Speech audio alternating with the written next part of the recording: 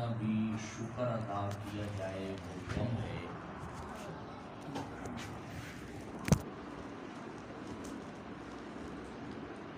کہ اس فتنوں سے بھرے ہوئے دور کے اندر بھی الحمدللہ اللہ کی کتاب کو سننے اور سمجھنے کا شوق نہ صرف یہ کہ ایمان والے مردوں میں ہے، الحمدللہ ہماری مسلمان ماؤں اور بہنوں کے اندر بھی ہے۔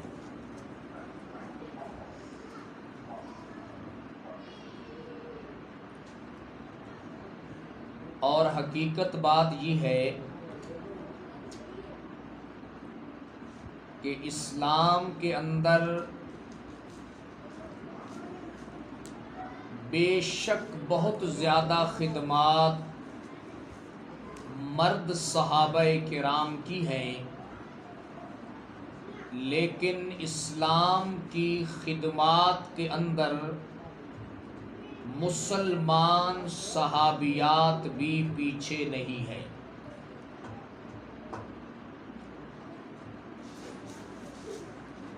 اگر ہماری مسلمان ماں اور بہن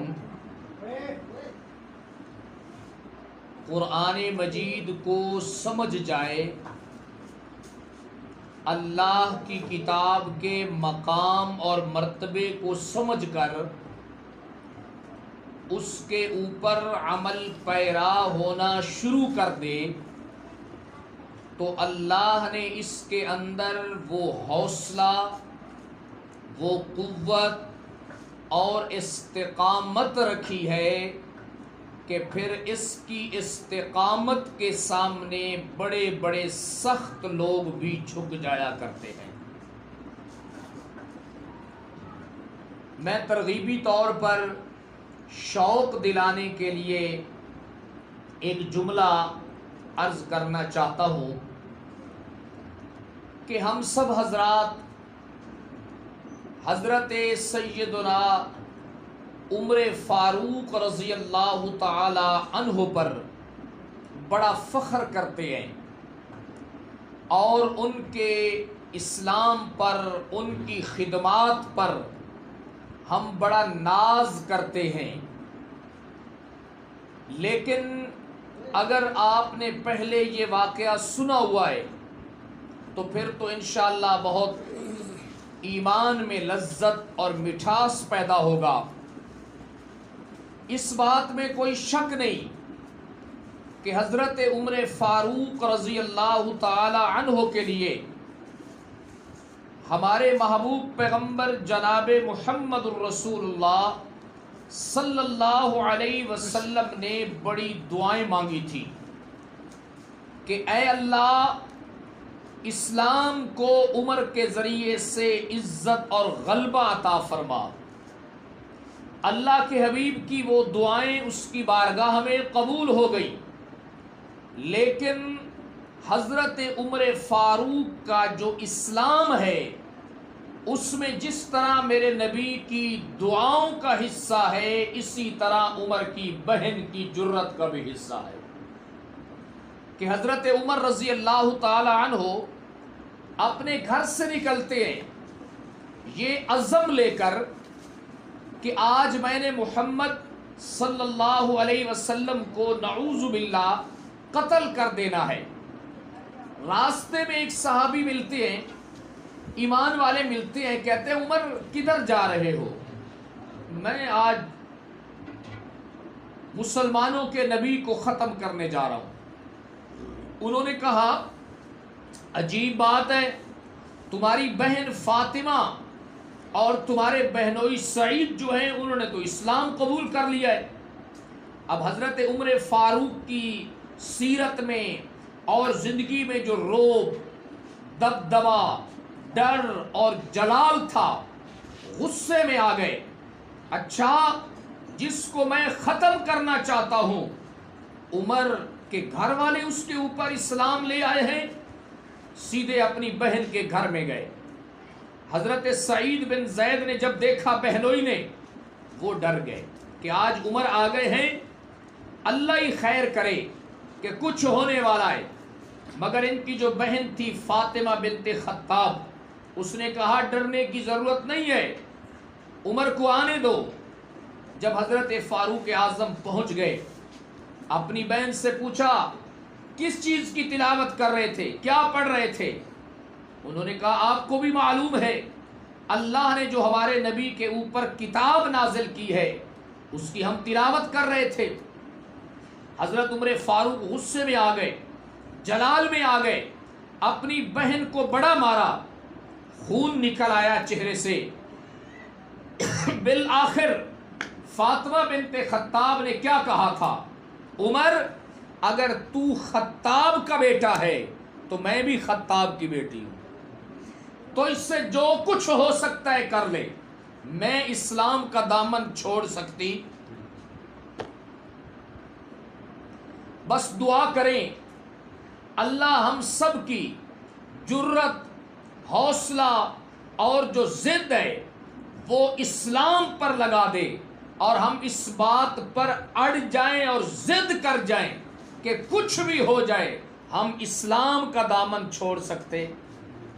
اور بالخصوص ہماری مائیں بہنیں بیٹیاں جس چیز کے اوپر اڑ جائیں پھر تو ہو ہی نہیں سکتا کہ کوئی ان سے منوا لے. اللہ کرے عمر فاروق کی بہن کی طرح ہماری ماں بہن اور بیٹی بھی قرآن کے اوپر ڈٹ جائے. بالآخر حضرت عمر فاروق نے ہتھیار ڈال دیے اور کہا لے آؤ مجھے بھی دکھاؤ کیا پڑھ رہے تھے تم. وہ چمڑے کے اوپر کچھ لکھے ہوئے سورۃ طٰہٰ کے الفاظ تھے، طٰہٰ ما انزلنا علیک القرآن لتشقی. مگر بہن بڑی حوصلے والی تھی، اس نے کہا عمر ٹھیک ہے ہم تمہیں دکھاتے ہیں، مگر تم کافر ہو، تم ناپاک ہو مانوی طور پر، قرآن مجید کو تم ہاتھ نہیں لگا سکتے جب تک تم پاک نہیں ہو جاتے. غسل کیا گیا، پھر قرآن مجید پڑھا گیا. ادھر سے میرے نبی کی دعائیں تھیں، ادھر سے بہن کی جرت اور استقامت تھی. عمر قرآن سنتے چلے گئے، دل میں اسلام گھر کرتا گیا.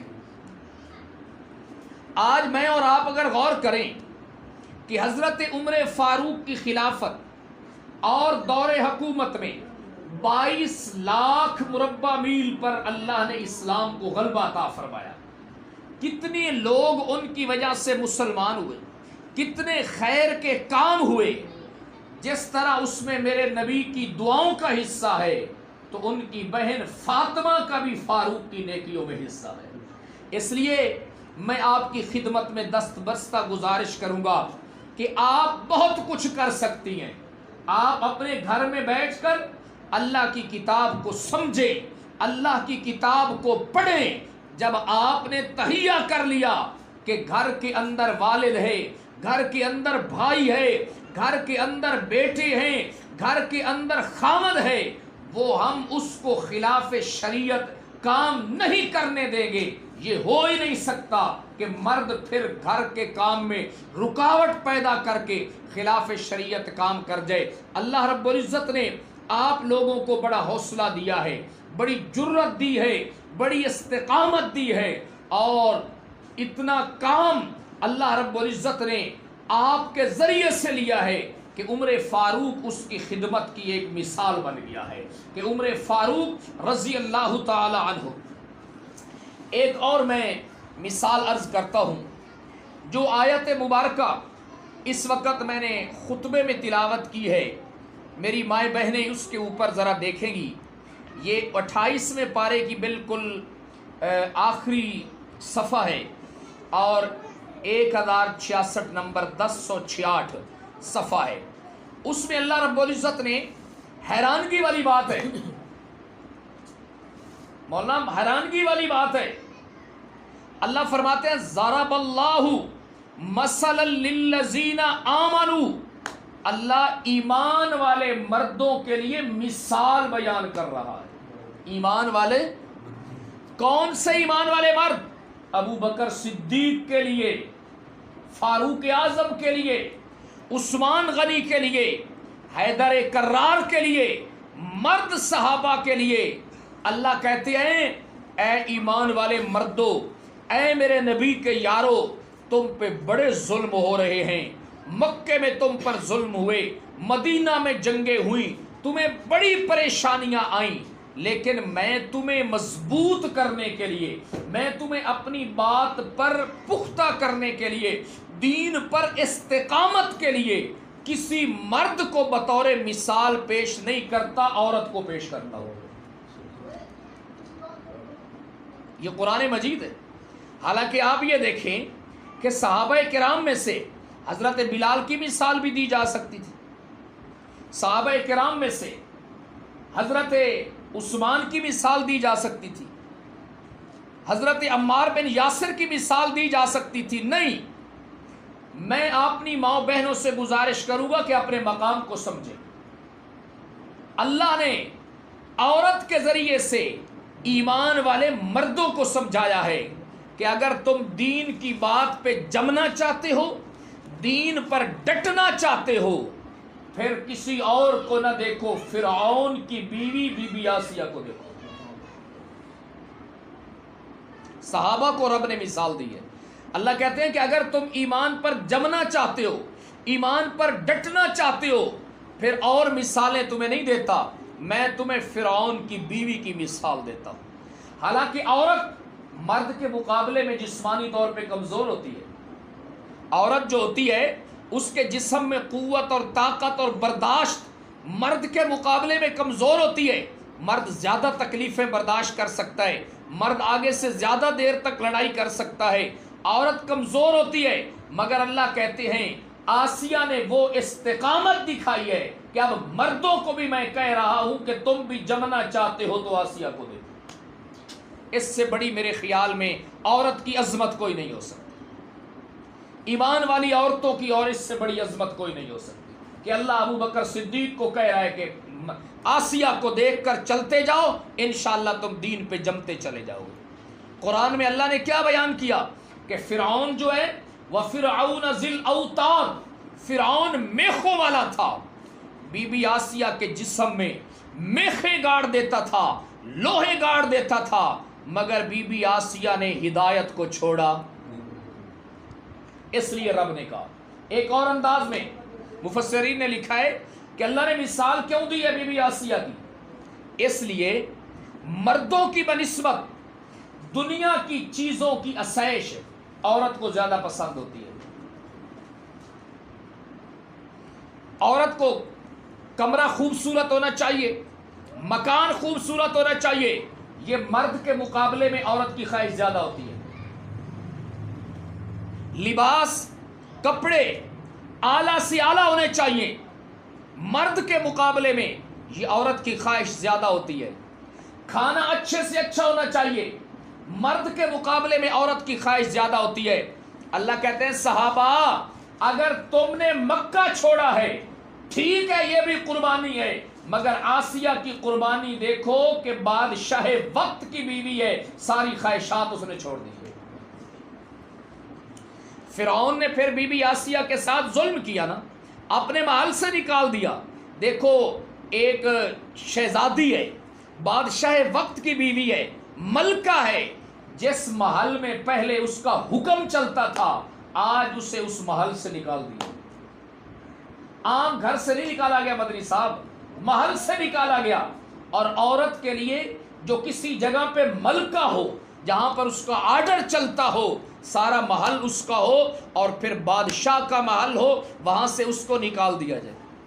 और पहले जिस नर्मो नाजुक बिस्तर के ऊपर वो सोया करती थी, आज उसे वो बिस्तर भी नसीब नहीं है। जितना आला उसको लिबास मुयस्सर था, वो भी उसको नसीब नहीं हुआ, कुछ भी नहीं हुआ, और उसे जनाब वाला तकलीफों का निशाना बनाया गया।